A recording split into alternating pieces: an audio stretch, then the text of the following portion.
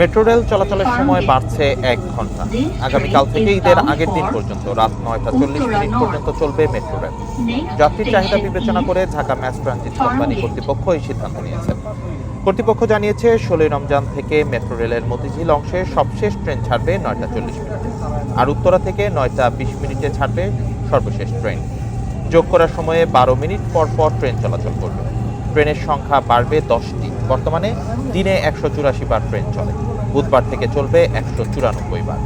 তবে ঈদ উল ফিতরের দিন মেট্রো রেল বন্ধ থাকবে। প্রতিদিন গড়ে ৫ লাখ যাত্রী পরিবহন করা মেট্রো রেলের লক্ষ্য। জুন মাসের মাঝামাঝি মেট্রো রেল সর্বোচ্চ সক্ষমতায় চালানোর পরিকল্পনা নেওয়া হয়েছে। এই ঈদে দেশ জুড়ে কেনাকাটার ফুর্তি হবে শুধু বিকাশে। সাথে ডিসকাউন্ট কুপন, ইনস্ট্যান্ট ক্যাশব্যাক। দয়া করে নিরাপদ দূরত্ব বজায় রাখুন। Farm gate.